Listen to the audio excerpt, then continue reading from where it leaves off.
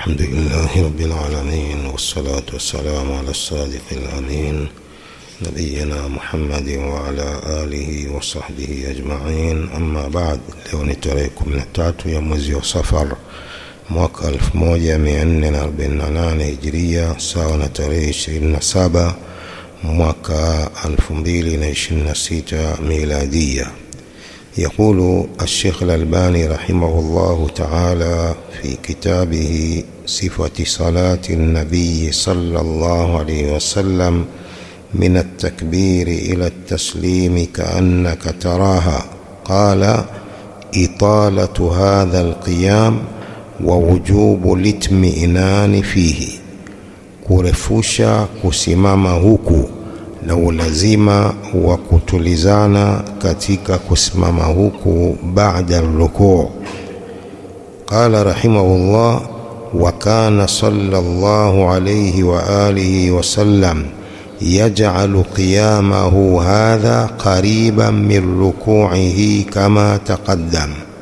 Alikuwa mtume sallallahu alayhi wasallam akijalia kusimama kwake huku ni karibu ya kurukuu kwake kama ilivyotangulia. Anapoinuka kutoka katika rukuu, pale akisimama urefu wake inakuwa ni kama urefu wa kurukuu kwake, au kariban na kurukuu kwake kama ilivyotangulia. Bal kana yaqumu ahyanan hatta yaqula alqailu qad nasi min tuli ma yaqumu, bali alikuwa akisimama mara nyingine mpaka msemaji husema mtume amesahau kutokana na urefu anavyosimama baada ya kurukuu. Ile i'tidal, mtume ilikuwa mara nyingine akisimama sana na kurefusha kisimamo chake mpaka husema mtume amesahau kutokana na urefu anavyosimama. Wa kana ya'muru bilitmi'nani fihi, alikuwa akiamrisha kutulizana katika kusimama huko. Faqala lilmusii salatahu thumma arfa' ra'saka hatta ta'tadila qa'iman fayakhudha kullu 'azmin ma akhadhahu. Mtume alikuwa akiamrisha kutulizana katika itidal, akamwambia yule lilmusii salatahu, yule aliyekuwa akikosea sala yake, akamwambia kisha inua kichwa chako, hatta ta'tadila qa'ima, mpaka ulingane sawa hali ya kusimama. Fayakhudha kullu 'azmin ma akhadhahu, kila mfupa uchukue mahali pake kwa kutulizana. Wa fi riwaya: wa idha rafa'ta fa'aqim sulbaka warfa' ra'saka hatta tarji'a al-'idhamu ila mafasiliha. Katika riwaya nyingine hadithi hii mtume alimwambia, ukiinuka fa'aqim sulbaka, simamisha mgongo wako na inua kichwa chako mpaka mifupa irejee katika viungo vyake. Wa dhakara lahu annahu la tatimmu salatu li ahadin minan nas idha lam yaf'al dhalika, akamtajia sahabi huyo kwamba haitakamilika sala ya yoyote katika watu asipofanya hivyo. Asiposimama pale akatulizana katika itidal, sala yake haitakamilika. Wakana yaqul, pia mtume alikuwa akisema, la yanzuru Allahu azza wa jalla ila salati abdin la yuqimu sulbahu baina ruku'iha wa sujudiha. Allah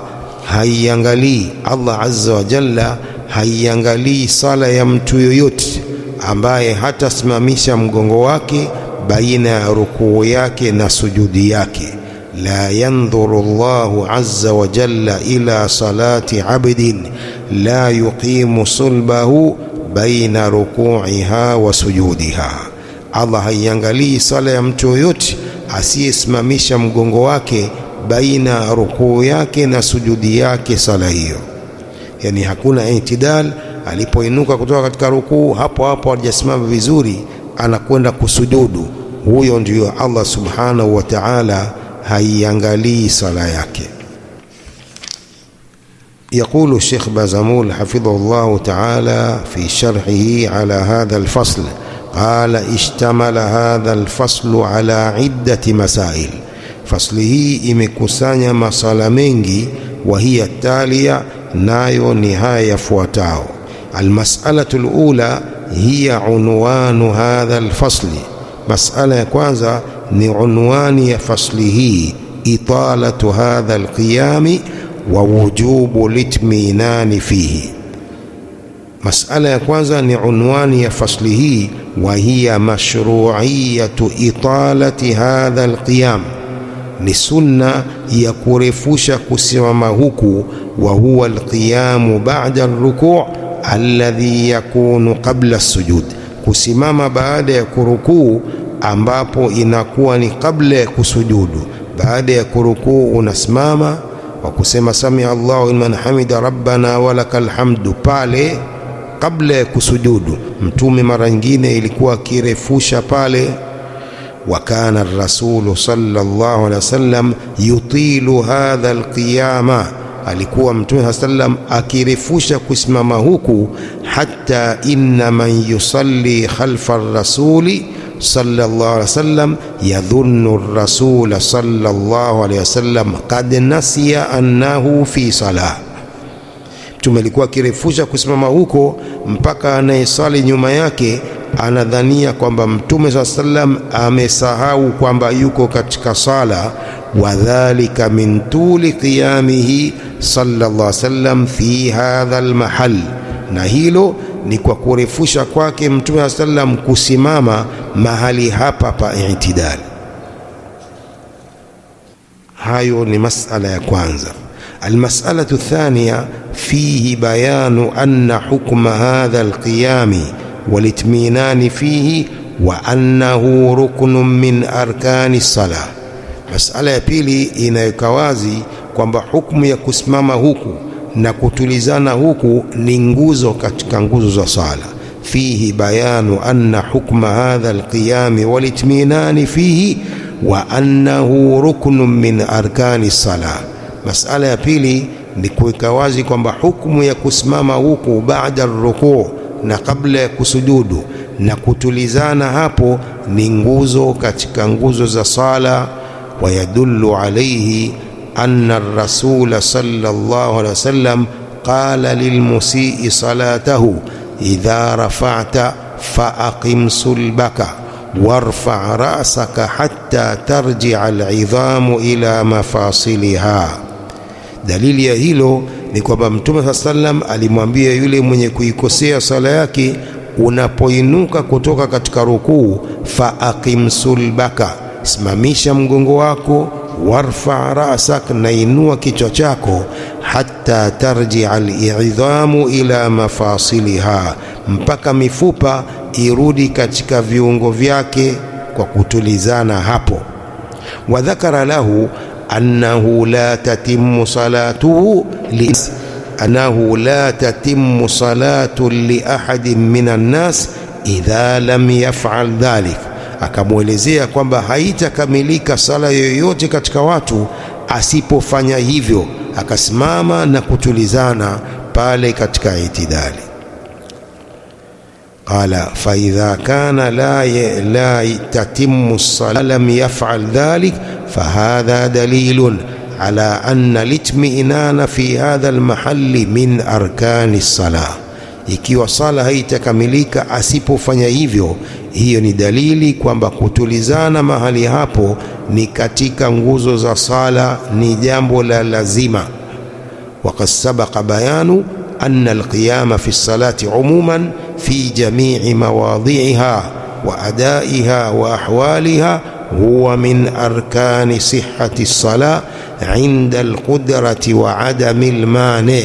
Imetangulia kuweka wazi kwamba kusimama katika sala umuman, kwa ujumla, katika sehemu zote hizo na kutekeleza jambo hilo na hali zake ni katika nguzo za kusihi kwa sala kwa mwenye uwezo huo na kutopatikana kizuizi. Kama mtu anaweza kusimama, ni lazima asimame katika sala za faradhi, vinginevyo sala haitasihi. Ikiwa anaweza kusimama na kutopatikana kizuizi chochote cha hilo. Kama hawezi kusimama, haya ni mengine, atakaa, lakini kama anaweza kusimama ni lazima baada ya rukuu ainuke, asimame, atulizane pale, ndio ende kwenye kusujudu. Sasa hapa baadhi ya watu wengi sana wakosea, hususan wanaposali sala za sunna. Mtu anasali haraka haraka, akirudi katika kurukuu hakuna kusimama sawa sawa, pale pale akwenda kwenye kusujudu kwa sababu ya haraka haraka hiyo. Wakati sala haitasihi, siji haraka hiyo itakuwa ina faida gani? Sala yake haisihi kwa sababu hajasimama pale na kutulizana baada ya rukuu. المسألة الثالثة في هذا المحل: هل يشرع وضع اليد اليمنى على اليسرى في هذا القيام الذي هو بعد الركوع؟ مسألة ya tatu: je, mahali hapa ni sunna kuweka mkono wa kulia juu ya wa kushoto katika kiamu hiki, kusimama huku ambako ni baada ya kurukuu? Je, ni sunna vile vile kuweka mkono wa kulia juu ya wa kushoto? Kama yushra'u wad'u al-yadi al-yumna 'ala al-yusra fi al-qiyam alladhi yakunu fi al-awwali fi qiyam al-qira'a allati yakunu qabla ar-ruku'. Je, ni sunna kurudisha tena mikono juu ya kifua kama ambavyo ni sunna kuweka mkono wa kulia juu ya wa kushoto katika kule kusimama kwa kwanza ambapo ni kabla ya kurukuu? Je, pia pale baada ya rukuu unarudisha mikono ile katika kifua au chini ya kifua? Fihi aqwal, asema katika jambo hili kuna kauli nyingi. Dhahaba ba'dhu ahli al-ilmi ila mashru'iyyati wad'i al-yadi al-yumna 'ala al-yusra fi hadha al-qiyam. Baadhi ya maulama wanasema ni sunna pia kuweka mkono wa kulia juu ya wa kushoto katika kusimama huku baada rukuu. Wa min adillatihim, katika dalili zao, annahu sallallahu alayhi wasallam qala lilmusii salatahu thumma irfa' ra'saka hatta ta'tadila qa'ima fayakhudha kullu 'azmin ma akhadhahu. Kwa maneno ya Mtume alimwambia yule mwenye kuikosea swala yake, akamwambia kisha inua kichwa chako mpaka ulingane sawa hali ya kusimama, kila mfupa urudi mahali pake.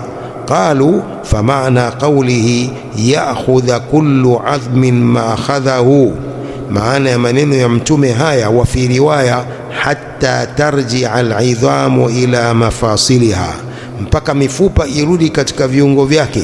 Qalu yani taudu ila wad'iha qabla dhalik, maana ya msemo huo na hadithi hiyo ya Mtume, yani taudu ila wad'iha, wewe urudi kuweka mikono hiyo kabla dhalik, kabla ya hapo, kama vile ulivyokuwa ukiweka mikono ukisoma Fatiha na sura, pia ukirudi katika rukuu ukisimama urudishe mikono hiyo pale pale katika kifua. Wa huwa ma kanat alayhi fil qiyam al-awwal, hali hii ni ile iliyokuwa juu yake katika kule kusimama kwako kwa kwanza baada ya takbiratul ihram. Hiyo ni kauli ya baadhi ya maulama.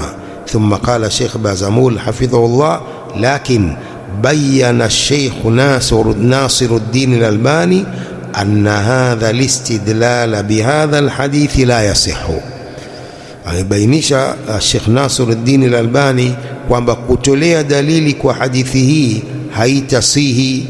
Wa inna ghayata ma yadullu alayhi hadha al-hadith huwa talabu litmi'nan fil qiyam ba'da ar-ruku'. Mwisho wa inayofahamisha hadithi hii ni kutaka kutulizana katika kusimama baada ar-ruku'.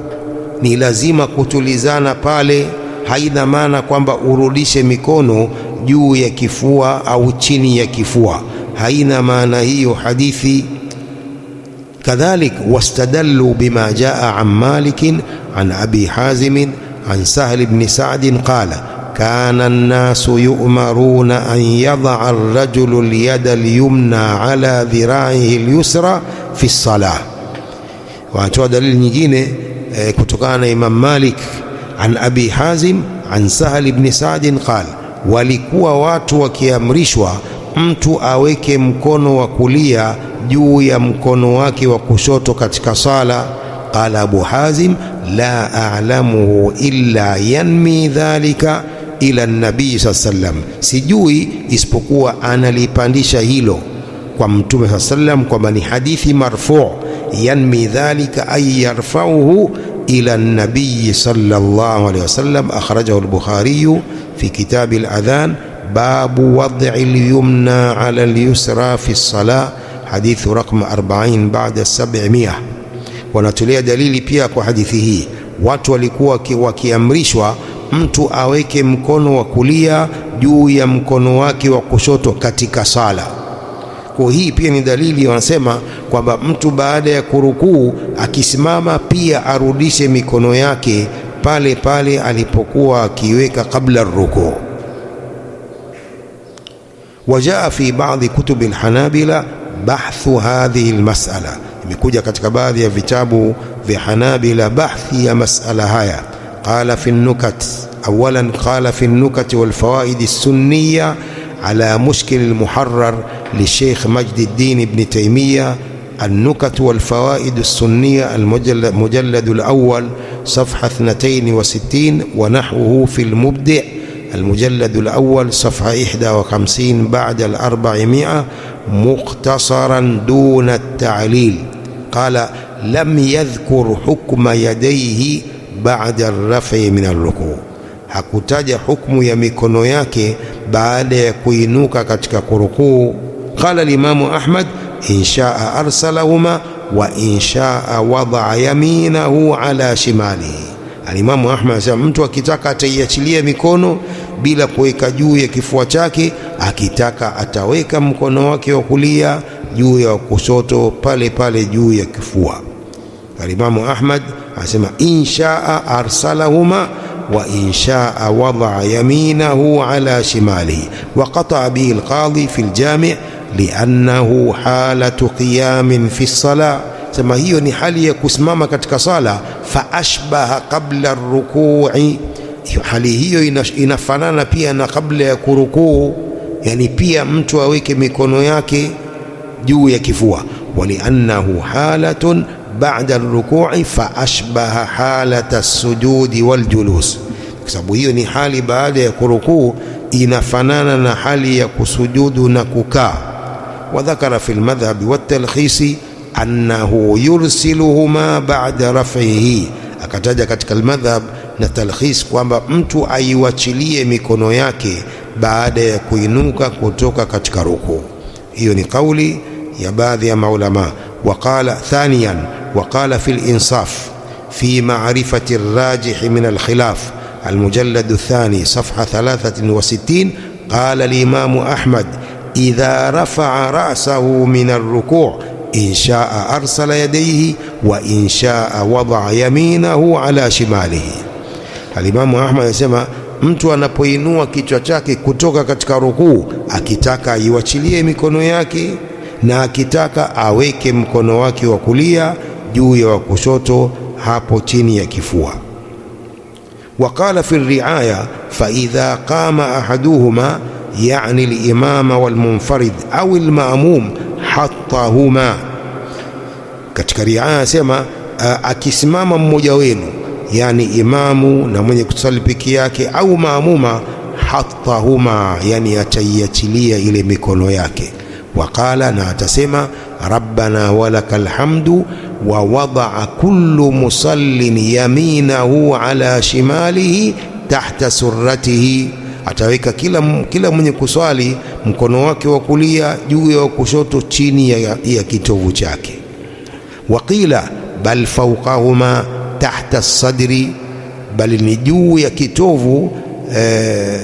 Waqila bal fawqahuma tahta as-sadri au arsalahuma, ataiweka mikono yake chini ya kifua au ataiwachilia bila kuweka chini ya kifua. Nassa alayhi kama sabaqa. Wa fihi idha qama rafa'ahuma thumma hattahuma, akisimama atainua mikono kisha ataiwachilia faqat, peke yake. وقال في المذهب والإفادات والتلخيص وغيرهم إذا انتصب قائما أرسل يديه. akisimama mtu akilingana sawa hali ya kusimama, ataiwachilia mikono yake, hataiweka hapo katika kifua chake. hiyo ni kauli pia ya maulama. ثم قال ثالثا قال في معونة أولي النهى المجلد الأول صفحة 29 بعد 700 إذا رفع رأسه من الركوع إن شاء وضع يمينه على شماله أو أرسلهما من غير وضع إحداهما على الأخرى. mtu anapoinua kichwa chake kutoka katika rukuu, akitaka ataweka mkono wake wa kulia juu ya kushoto katika kifua, au akitaka ataiachilia mikono hiyo bila kuweka mmoja wao juu ya mwingine. Fayakunu lahu alkhiyaru fi dhalik, kwa mtu anakuwa na khiari katika hilo, akitaka aweke mikono katika kifua, asipotaka aiwachilie mikono, ana khiari.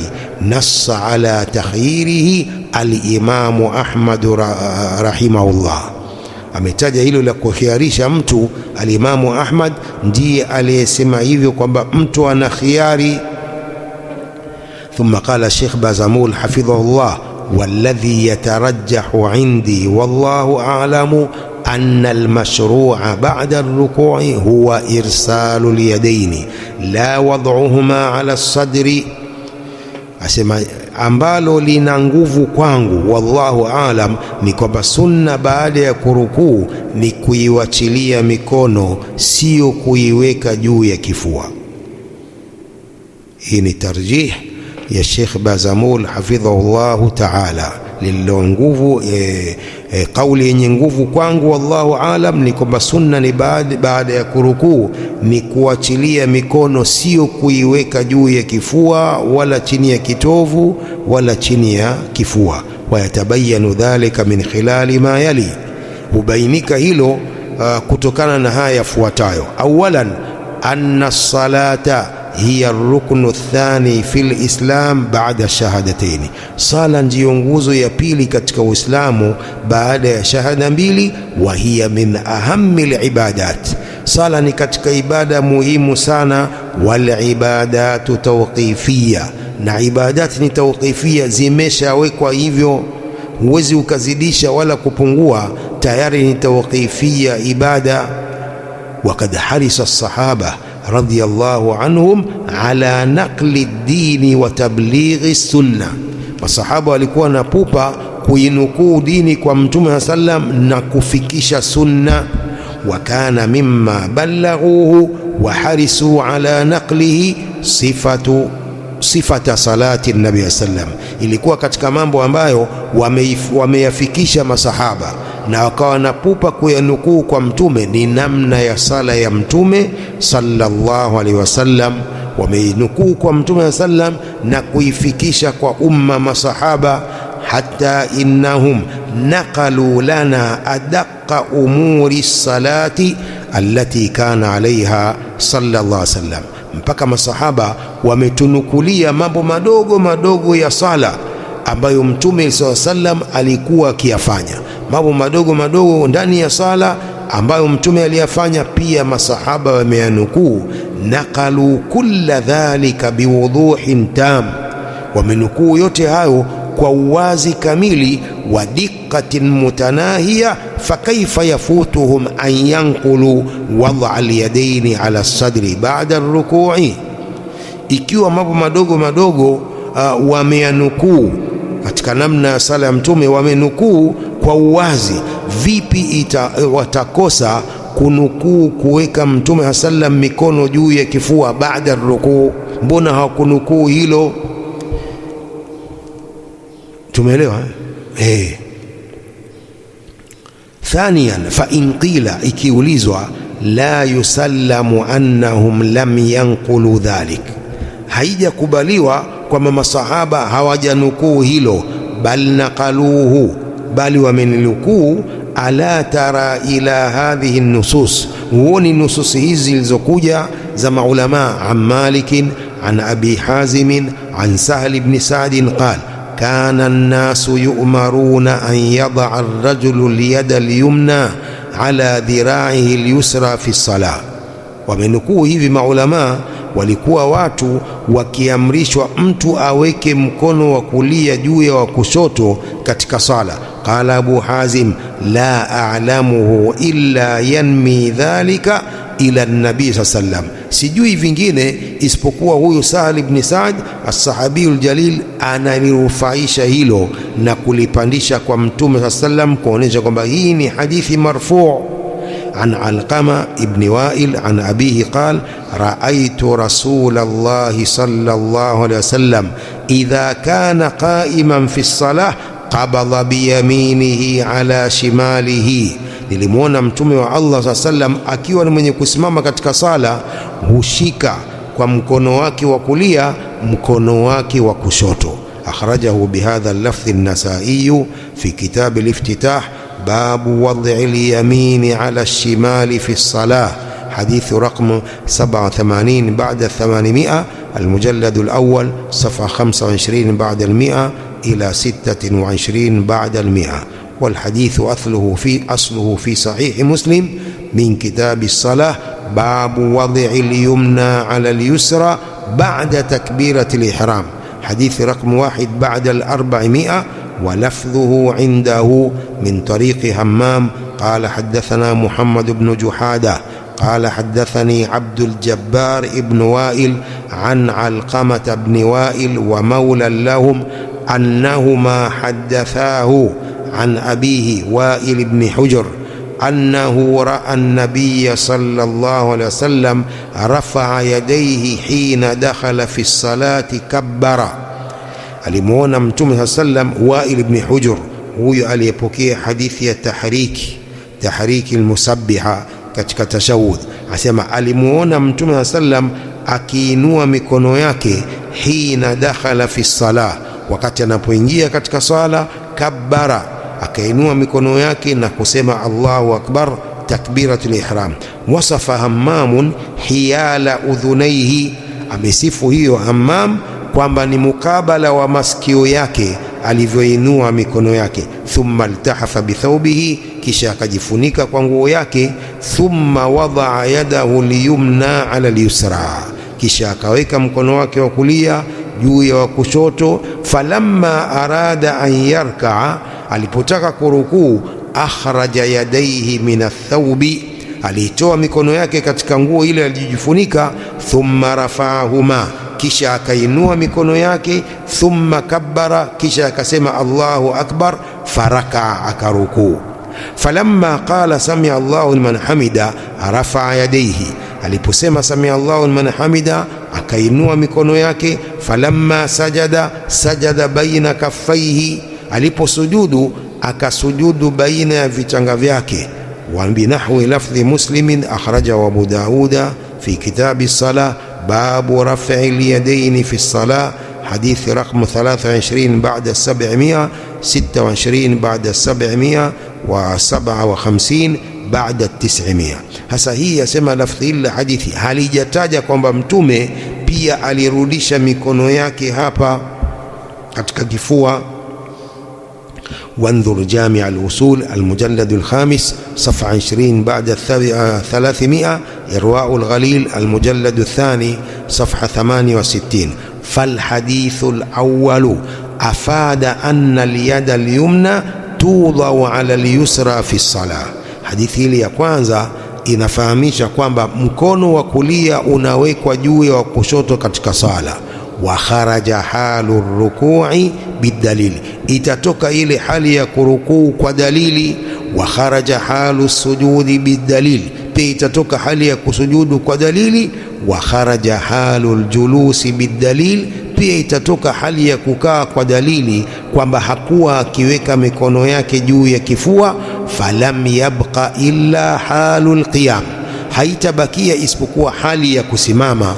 Fayushra'u wad'u al-yadi al-yumna 'ala al-yusra duna tafriqin baina al-qiyam qabla ar-ruku'i au ba'dahu. Asema hapo sasa ni sunna kuweka mkono wa kulia juu ya kushoto bila kufarikisha baina ya kusimama kabla ar-ruku' au ba'dahu. Tumeelewa? Hii ni ile kauli ya kwanza inayosema pia mtu aweke mikono yake katika kifua baada ya rukuu. Hii ni hadithi ya kwanza, hii ndio inaoleta faida hiyo. Hadithi ya kwanza ile Malik, kana an-nasu yu'maruna an yad'a ar-rajulu al-yada al-yumna ala dhira'ihi al-yusra fi as-salah. والحديث الثاني أفاد أن الرسول صلى الله عليه وسلم كان في قيامه في الصلاة يقبض بيمينه على شماله. Hadithi ya pili, faida ni kwamba Mtume sallam alikuwa akisimama katika sala hushika kwa mkono wake wa kulia, hushika mkono wake wa kushoto.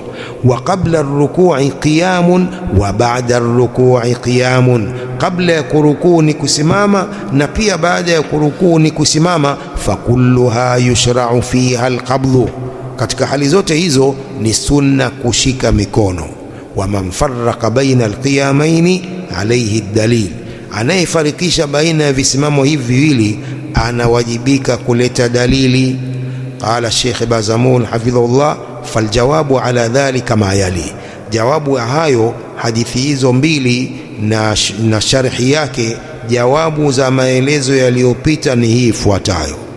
Inda taammuli adillati alqailin bimashru'iyyati wad'i al-yadi al-yumna ala al-yusra ala as-sadri ba'da ar-ruku' najid annaha laysat min qabili al-'ammi wa uslubihi. Anaposema, unapofikiria dalili za wanaosema sunna ya kuweka mkono wa kulia juu ya wa kushoto juu ya kifua baada ya kurukuu, tunapata kwamba si katika upande wa am wa kuenea na uslubu wake, wa innama hiya min qabilil mutlaq, ni katika upande wa kuachiliwa. Nususi hizo na hadithi hizo zimeachilia. Wa farqun baina al-'ammi wal mutlaq, ni farqa baina ya am, nasi inoenea, na nasi ambayo ni mutlaq iliyoachiliwa. Fal-'ammu umumuhu shumuliyun istighraqiyun daf'iyun, nasi am kuenea kwake kunaenea kila kitu. Wal mutlaq umumuhu badaliyun, ile iliyoachiliwa kuenea kwake ni kuenea kwa badal. ويتحقق العمل بدلالة العام بأن يثبت حكمه على جميع أفراده دفعة واحدة على سبيل الشمول والاستغراق. أسمى يتثبتك hiyo matumizi ya mafahamisho ya hiyo am, kuthubutu hukumu yake kwa vitu vyote kimoja kimoja kwa mara moja, kwa njia ya kuenea na kumaliza kila kitu. ويتحقق العمل بدلالة المطلق بأن يثبت حكمه على فرد واحد مما يصلح له على سبيل البدل، ولذلك يسمى عموم الصلاحية.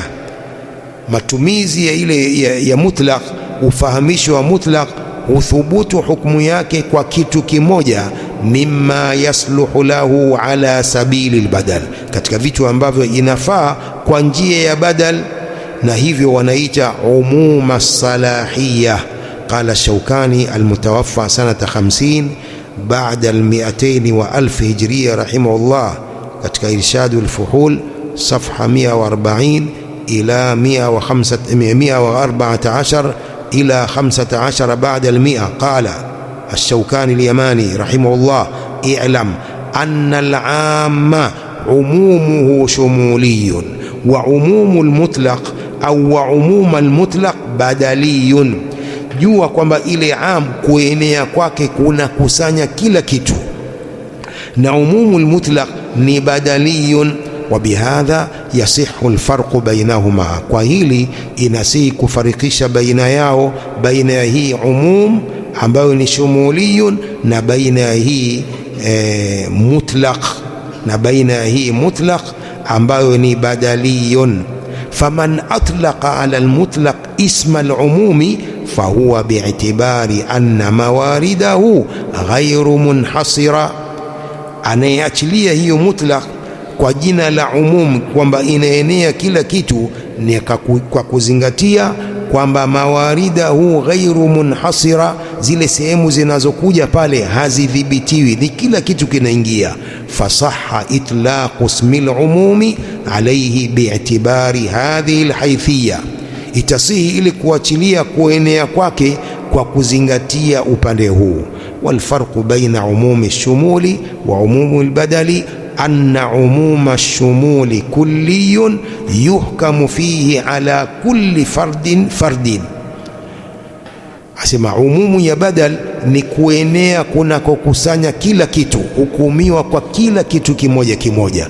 Wa umumu albadali kulliyun min haythu innahu la yumna'u tasawwuru mafhumihi min wuqu'i sharikati fihi au shirkati fihi. Umumu albadal ni kulli kwa upande wa kwamba haizuii kufahamiwa kwake kuingia kitu na kushirikiana na hicho. Walakin la yuhkamu fihi ala kulli fardin, lakini haihukumiwi kila kitu kimoja kimoja, bal ala fardin shai'in fi afradihi yatanawaluha ala sabili albadal, wala yatanawalu akthara min wahidin minha daf'atan wahida, haikusanyi kuingia kitu kimoja kimoja mara moja. Sheikh Bazamul ni sheikhun usuliyun alimun usuliyun, ndio maneno haya ni maneno ya kiusul. فالنصوص التي يستدل بها على مشروعية وضع اليد اليمنى على اليسرى بعد الركوع ليست من قبيل النص العام بل من قبيل النص المطلق.